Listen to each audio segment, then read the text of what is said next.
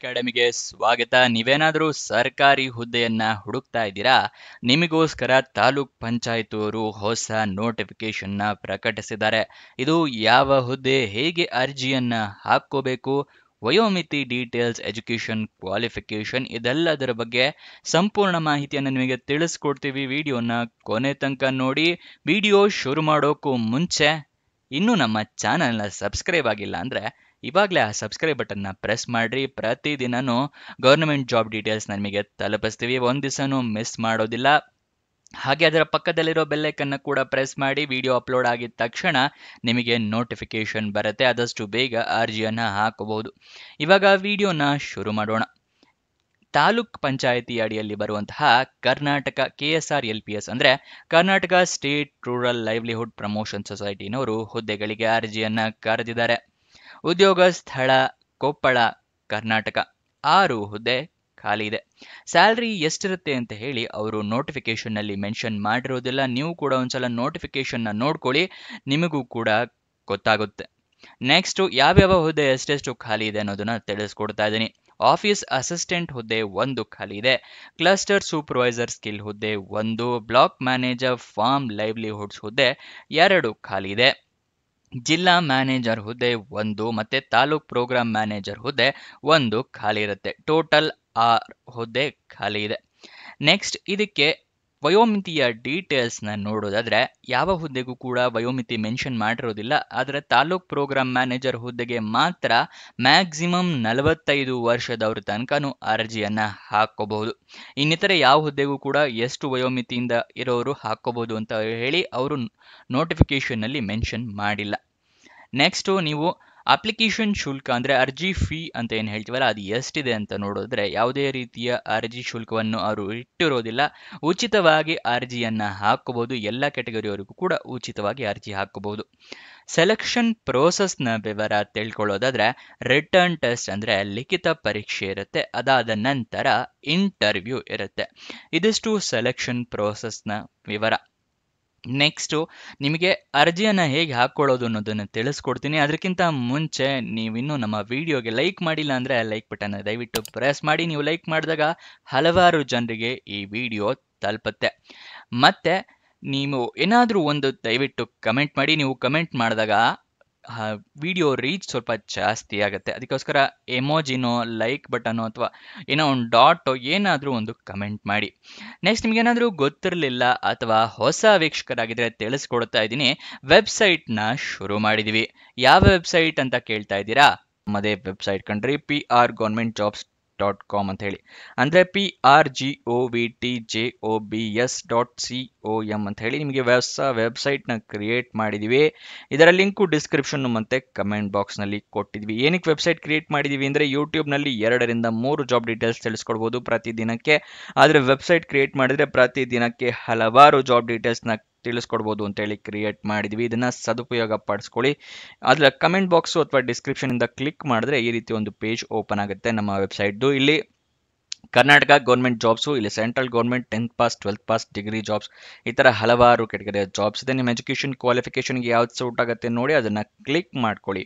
Scroll down ಮಾಡಿದ್ರೆ ಕನ್ನಡದಲ್ಲಿ ಕೂಡ ಬಟನ್ಸ್ಗಳನ್ನ ಕೊಟ್ಟಿದ್ದೀವಿ. ಕನ್ನಡ ಇಂಗ್ಲೀಷ್ ಯಾವುದ್ರಲ್ಲಿ ಬೇಕಾದರೂ ಕ್ಲಿಕ್ ಮಾಡಬಹುದು. ಸ್ಕ್ರೋಲ್ ಡೌನ್ ಮಾಡಿದ್ರೆ ಇಲ್ಲಿ Karnataka government jobs, central government 10th pass ಜಾಬ್ಸ್ನ ಲಿಸ್ಟ್ಗಳನ್ನ ಕೊಟ್ಟಿದ್ದೀವಿ. ಇಲ್ಲಿ ಎಲ್ಲ ಲಿಸ್ಟ್ನ ನೋಡ್ಕೋಬೋದು. ಇಲ್ಲಿ ಸ್ಕ್ರೋಲ್ ಡೌನ್ ಮಾಡ್ಕೊಂಡು ನೋಡ್ಕೋಬಹುದು. ಮೊಬೈಲ್ನಲ್ಲಿ ಆಗಿದ್ರು ಅಷ್ಟೇ ಇದನ್ನು ಸ್ಕ್ರೋಲ್ ಡೌನ್ ಮಾಡಿದ್ರೆ ನಿಮಗೆ ಡೀಟೇಲ್ಸ್ ಸಿಗುತ್ತೆ. ಮತ್ತು ಕೆಳಗಡೆ ಮೋರ್ ಜಾಬ್ಸ್ ಅಂತಿದೆಯಲ್ಲ, ಇದನ್ನು ಕ್ಲಿಕ್ ಮಾಡಿದ್ರೆ ಇನ್ನೂ ಹಲವಾರು ಜಾಬ್ಸ್ ಓಪನ್ ಆಗುತ್ತೆ. ಕರ್ನಾಟಕ ಗೌರ್ಮೆಂಟ್ ಇಂದು, ಸೆಂಟ್ರಲ್ ಗೌರ್ಮೆಂಟ್ ಮತ್ತು 10th ಪಾಸ್ ಜಾಬ್ಸ್ ಇಂದು ಹಲವಾರು ಜಾಬ್ಸ್ ಡೀಟೇಲ್ಸ್ ಓಪನ್ ಆಗುತ್ತೆ. ಅದನ್ನು ಪಡ್ಕೊಳ್ಳಿ ಯಾವ ಜಾಬ್ ಡೀಟೇಲ್ಸ್ ಬೇಕು ಅಂತ.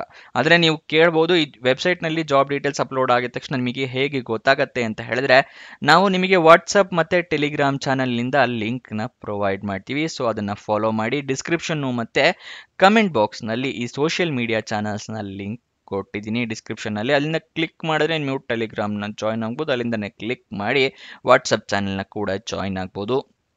ಪ್ರತಿದಿನ ಜಾಬ್ ಡೀಟೇಲ್ಸ್ ಅಪ್ಲೋಡ್ ಆಗಿದ ತಕ್ಷಣ ಈ ಜಾಬ್ ಡೀಟೇಲ್ಸ್ ಅಪ್ಲೋಡ್ ಆಗಿದೆ ಇದರ ಲಿಂಕ್ ಅಂತ ಹೇಳಿ ನಿಮಗೆ ಪ್ರೊವೈಡ್ ಮಾಡ್ತೀವಿ. ಮತ್ತು ಕೊನೆ ದಿನಾಂಕ ಹತ್ತಿರ ಬರ್ತಿದ್ದಾಗೆ ಈ ಜಾಬ್ಸ್ ಕೊನೆಗೊಳ್ತಾ ಇದೆ ಅಂತ ಹೇಳಿ ಅದರ ಲಿಂಕ್ ಕೊಡ್ತೀವಿ. ನೀವು ಆದಷ್ಟು ಬೇಗ ಅರ್ಜಿಯನ್ನು ಹಾಕೊಳ್ಳೋಕ್ಕೆ ಹೆಲ್ಪ್ ಆಗುತ್ತೆ. ವಾಟ್ಸಪ್ ಮತ್ತು ಟೆಲಿಗ್ರಾಮ್ನ ಜಾಯ್ನ್ ಆಗೋದು ಮರಿಬೇಡಿ. ಇಕ್ಕೊಳ್ಳೋದು ಅನ್ನೋದನ್ನ ತಿಳಿಸ್ಕೊಡ್ತಾ ಇದ್ದೀನಿ, ನೋಡ್ಕೊಳ್ಳಿ. ನೀವು ಆನ್ಲೈನ್ ಮುಖಾಂತರ ಅರ್ಜಿಯನ್ನು ಹಾಕೋಬೇಕಾಗತ್ತೆ. ಆನ್ಲೈನ್ ಅರ್ಜಿ ಹಾಕೋಕ್ಕೂ ಮುಂಚೆ ನೋಟಿಫಿಕೇಶನ್ನ ಸಂಪೂರ್ಣವಾಗಿ ಓದ್ಕೊಳ್ಳಿ. ಏನೇನು ಎಲಿಜಿಬಿಲಿಟಿ ಕ್ರೈಟೀರಿಯಾ ಇದೆ ಅಂತ ತಿಳ್ಕೊಂಡ ನಂತರ ಅರ್ಜಿಯನ್ನು ಹಾಕಿ.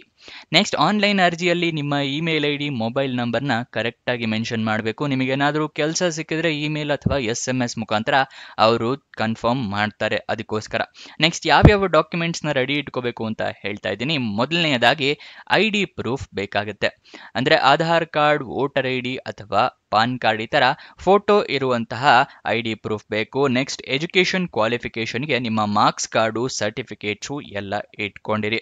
ಎಕ್ಸ್ಪೀರಿಯನ್ಸ್ ಏನಾದರೂ ಇದ್ದರೆ ಎಕ್ಸ್ಪೀರಿಯನ್ಸ್ ಸರ್ಟಿಫಿಕೇಟ್ನ ರೆಡಿ ಇಟ್ಕೊಳ್ಳಿ.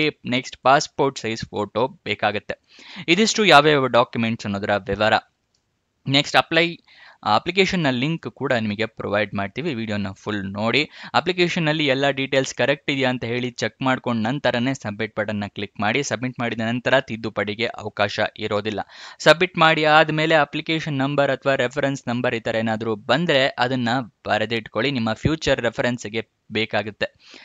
ಅಪ್ಲಿಕೇಶನ್ ಓಪನ್ ಆಗಿದ್ದ ದಿನಾಂಕ ತಿಳ್ಕೊಳ್ಳೋದಾದ್ರೆ 19 ಸೆಪ್ಟೆಂಬರಿಗೆ ಓಪನ್ ಆಗಿದೆ. ಕೊನೆಯ ದಿನಾಂಕ 3 ಅಕ್ಟೋಬರ್ 2025 ತನಕ ಕಾಲಾವಕಾಶ ಇದೆ. ಅಷ್ಟರೊಳಗಡೆ ಅರ್ಜಿಯನ್ನ ಹಾಕೊಳ್ಳಿ. ಕೊನೆ ದಿನಾಂಕ ಹತ್ತಿರ ಬರ್ತಿದ್ದಾಗೆ ಸರ್ವರ್ ಕ್ರ್ಯಾಶ್ ಆಗೋ ಸಾಧ್ಯತೆ ಜಾಸ್ತಿ ಇರುತ್ತೆ, ಅದಕ್ಕೋಸ್ಕರ ಆದಷ್ಟು ಬೇಗ ಅರ್ಜಿಯನ್ನ ಹಾಕೊಳ್ಳಿ.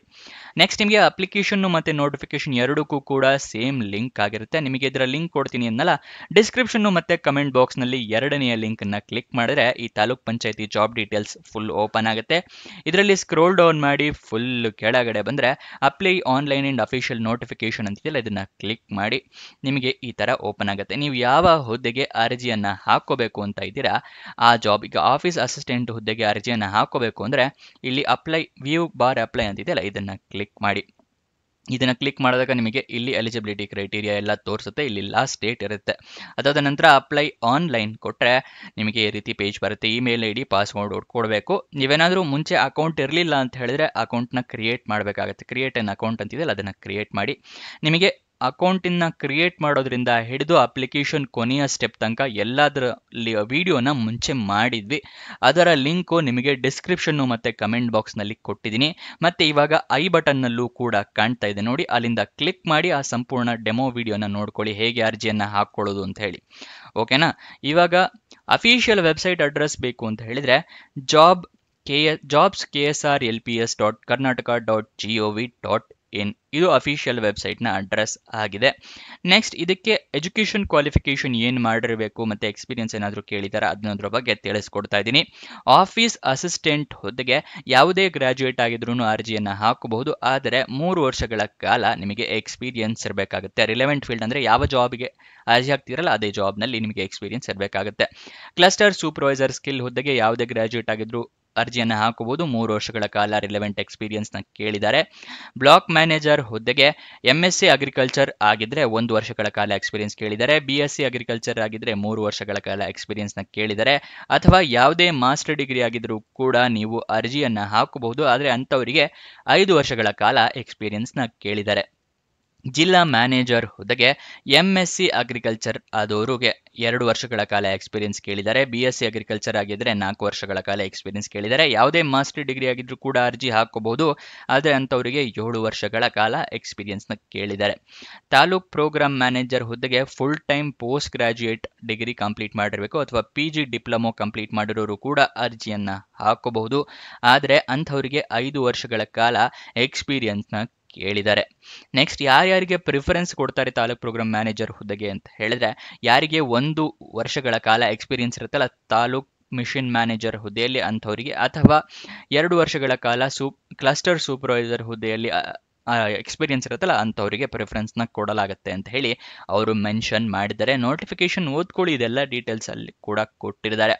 ಇದಿಷ್ಟು ಈ ಜಾಬ್ನ ವಿವರ. ನಿಮಗೇನೇ ಡೌಟ್ಸ್ ಅಥವಾ ಕ್ವಶನ್ಸ್ ಇದೆ ಅಂತ ಹೇಳಿದ್ರೆ ಕಮೆಂಟ್ ಬಾಕ್ಸ್ನಲ್ಲಿ ಕಮೆಂಟ್ ಮಾಡಿ. ಇನ್ನೊಂದು ಜಾಬ್ ವಿಡಿಯೋ ಜೊತೆ ಸಿಗೋಣ. ಬಾಯ್ ಬಾಯ್.